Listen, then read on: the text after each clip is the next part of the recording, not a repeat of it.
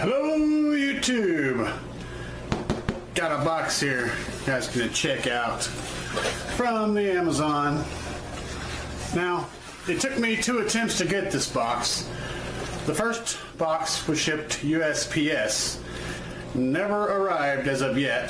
Today it's 1 day late right now. So this is, I called Amazon up and I complained that I hadn't got the box. So they, after a little bit of persuasion, sent me another box overnight for free. So, with shipping arrangements for the box to come back. First of all, in this box, you'll see here is the SoundQuest 1000 watt amplifier wiring kit on Amazon. This kit runs around 20 bucks. And I'm going to be getting into this and seeing what all is actually in here and what kind of quality it is. You guys have probably seen it if you're shopping on Amazon. You've seen this kit. Well, I'm going to tell you the ins and outs of it and what I think about it and how it rates on the Gamer 1 scale. The second thing I got was this box. This is the Boss 1000 watt monoblock Class AB amplifier.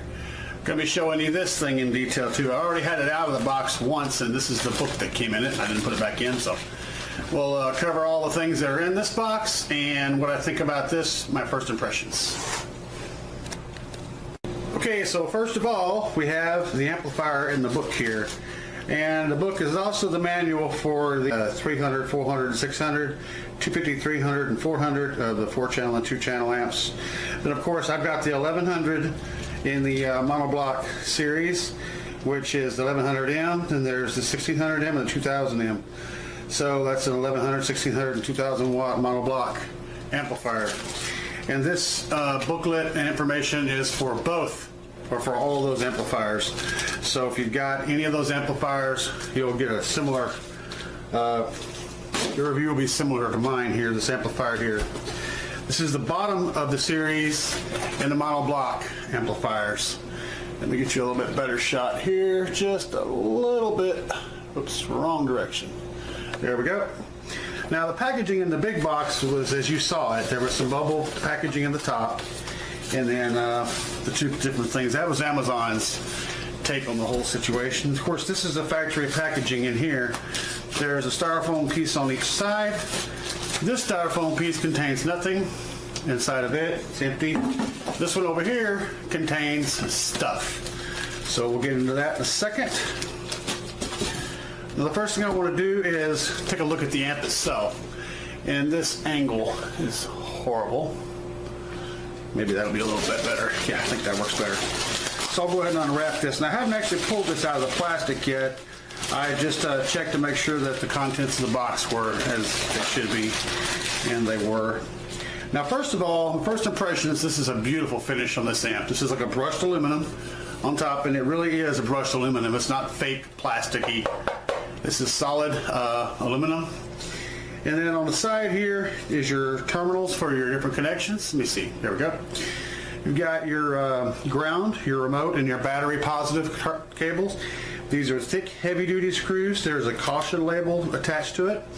Then you've got your single set of speaker outputs, your positive and your negative. And the fuse on this amplifier is a 30 amp fuse, which means this thing will produce about 300 watts maximum RMS.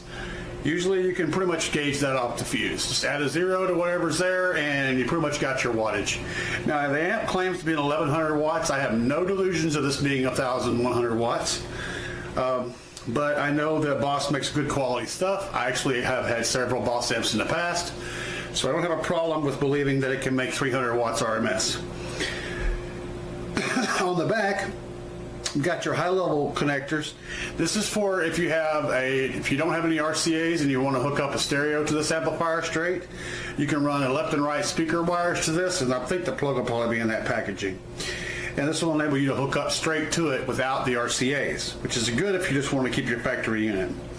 Then you got your left and right RCA inputs. That's for most aftermarket stereos to run the cables from the back of the stereo to the amplifier.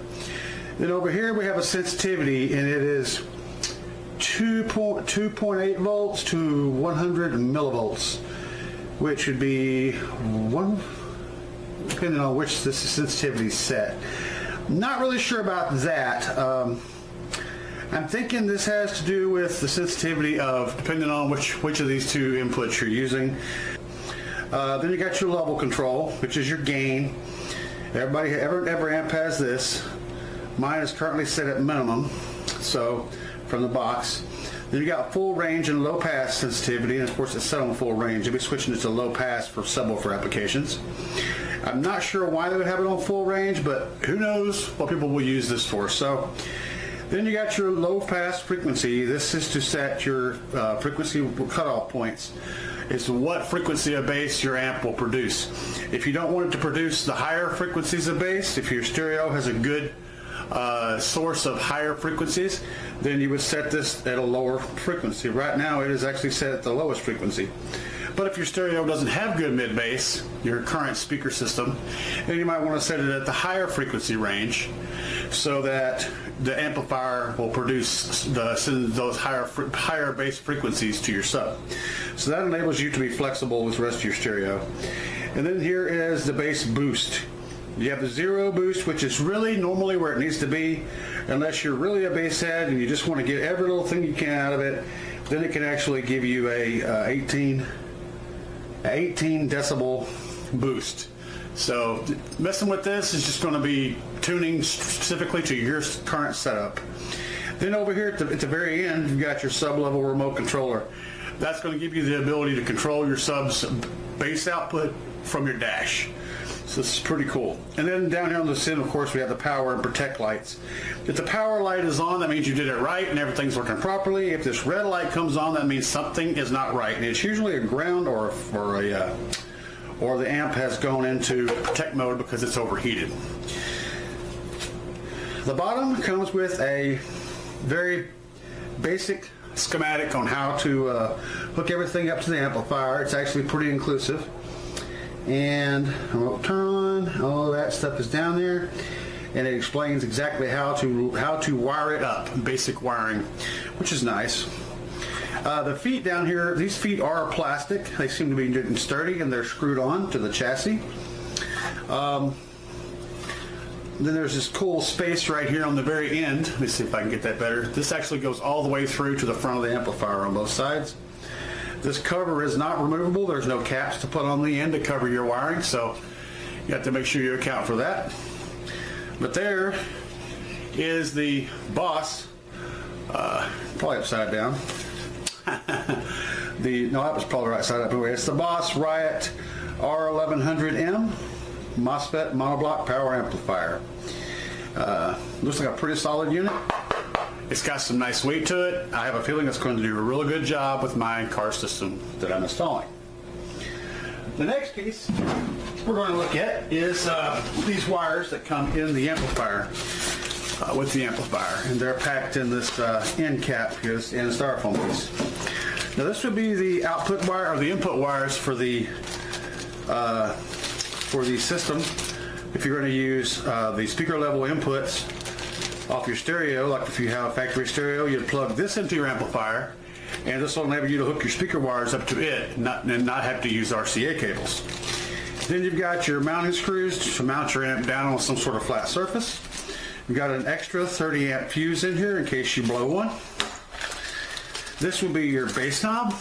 This is what's going to be mounted under your dash. It's got actually, there's enough screws in here to do both. Then the screws holes are recessed, so you just screw through there into something under your dash, and you can mount this knob. You can also probably stick it between your seats or whatever if you want. And this cable right here is the wire for the bass knob. So when you want to crank your bass up, you can crank it up with no problem. You can turn it back down, no problem. And it feels like a good premium quality cable. I like the feel of this knob. This plastic is hard. The knob feels smooth. It doesn't feel ganky. I'm impressed, of course. Like I said, I've had good luck with both Boss products in the past. I keep wanting to call it Bose. I've had a couple of used ones that turned out really well. So let's go ahead and check out this wiring kit. we'll set that back in there because that's going to be getting installed in the next video. Now for the wiring kit. I bought both of these amps at the same time. One of the boxes had the hardware in it, including the attenuation switch, and the other one didn't. And I started looking closer, and there were other differences, like the labeling on the back. One had it, this one doesn't. I don't know if you can see. I think you can see it better. Yeah, this one has the labeling. And then you look at this one, you see it's halfway down the connectors. It's cheaply made, but it does work. Works good though. Beats pretty hard, both of them. But they were missing hardware in one box, and like I said, there's subtle differences in the labeling on each.